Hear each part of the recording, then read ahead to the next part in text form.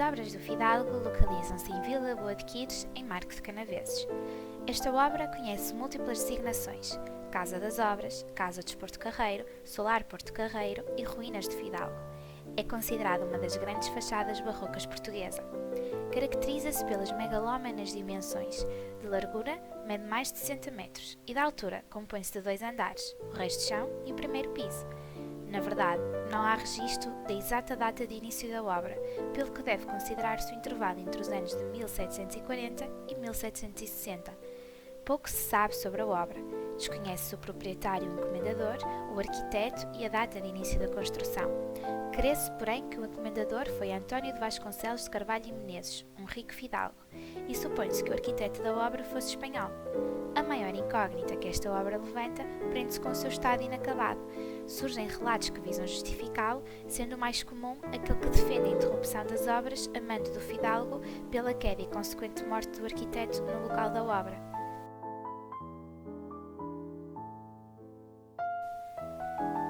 A data de 1760 pode ser considerada a data de início da construção, se atendermos ao recurso da gramática Rocaille do terceiro quartel da centúria, que se verifica, por exemplo, no desenho das colunas de fuste direito que ladeiam a entrada.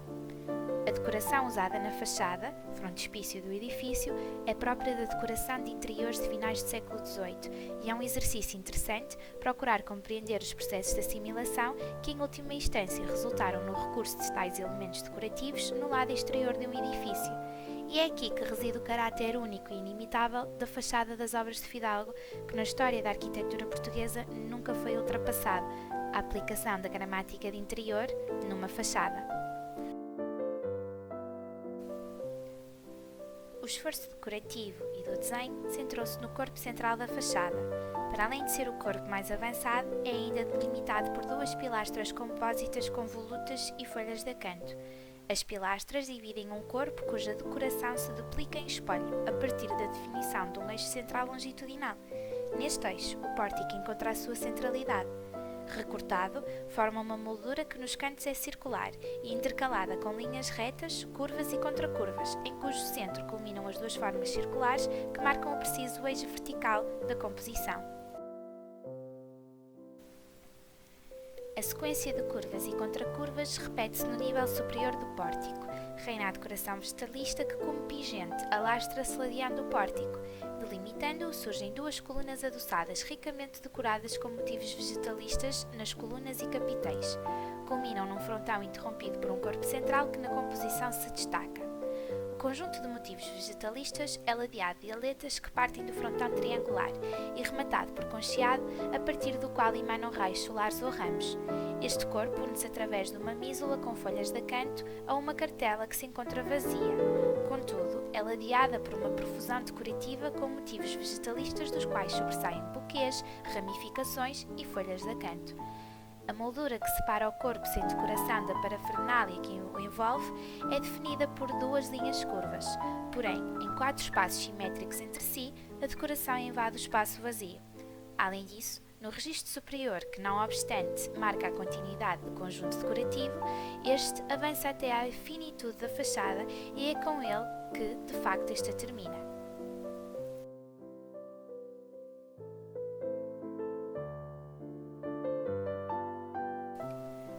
Para além do pórtico, do frontão e da pedra de armas, o corpo central da fachada apresenta ainda 2 vãos de luz em forma de quadrilobado com grades emolduradas. A moldura é ladeada por folhas de acanto que unem os vãos de iluminação às colunas adoçadas, eliminando espaço vazio e não decorado. As janelas surgem coroadas por uma concha da qual emanam folhas de acanto e que assenta numa base de linha curva. Poder-se-á tratar de uma reminiscência de um frontão triangular. Ao nível do frontão triangular e da cartela, surgem 2 megalómanos vãos de iluminação, 2 janelas de sacada. Estas encontram suportes em mísulas, elemento que se repete entre o concheado e a cartela.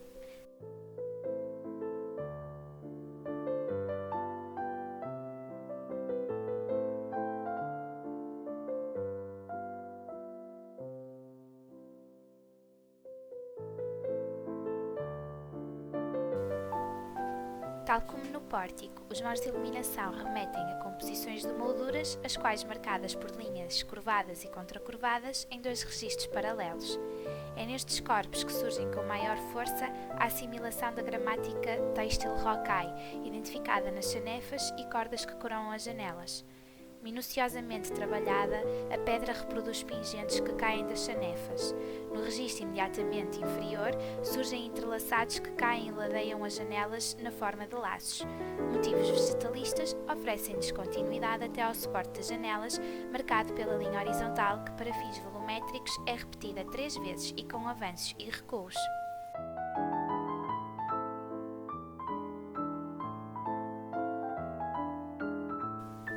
A coroar as janelas surgem duas composições profundamente decoradas, frontões curvos.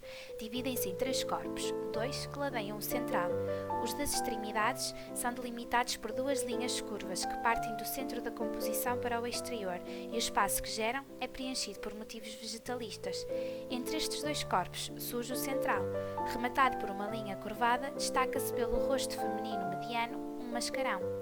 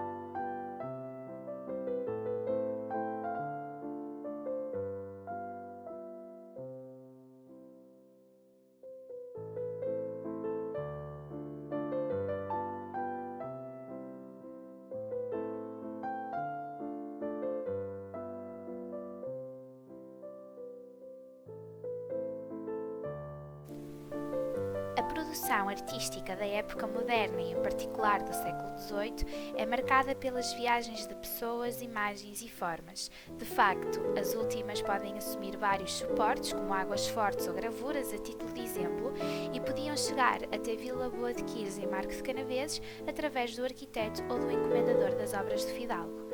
Na verdade, o frontispício do edifício apresenta uma incomparável profusão de elementos decorativos, entre os quais se destacam os motivos vegetalistas em maior número e os motivos têxteis. A maior particularidade da decoração desta fachada reside no facto dos motivos aplicados serem próprios da decoração interior dos palácios e casas nobres da época e não dos frontispícios. Assim sendo, levanta-se a questão da gênese destes desenhos. E surge nesta sequência a hipótese de se encontrarem origens e inspiração nas gravuras que circulavam à época. Estas gravuras ora representavam motivos vegetalistas, como folhas de acanto, ramagens, buquês, enrolamentos, ora representavam decorações de interiores e mobiliário. Algumas das mais comuns gravuras são compostas pelos mesmos desenhos que se encontram na fachada das obras de Fidalgo.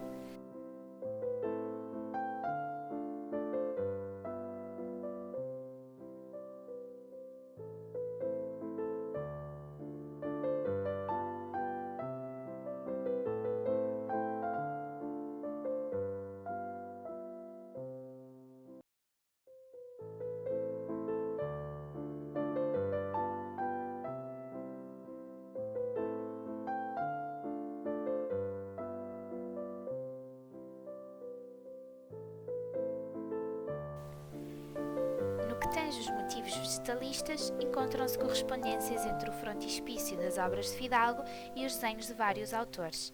Entre os demais, encontram-se os publicados em Nuremberg por Johann Justin Preisler, gravador nascido em 1698 e que morreu em 1771, os de Franz Xaver Habermann, publicados em Augsburg, os desenhos de George Michael Roscher, publicados em Augsburg em 1760, e os que surgem na publicação de Peter Gessen.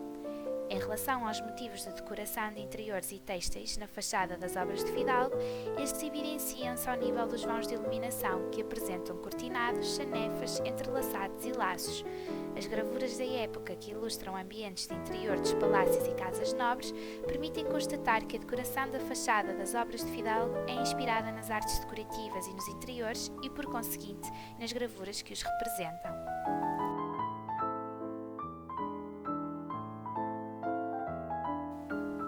De facto, as obras de Fidalgo são uma obra arquitetónica de profundo interesse, quer pelo seu caráter enigmático e misterioso, quer pela singularidade da aplicação do vocabulário rocaille, em particular o de interiores, numa fachada de tais dimensões.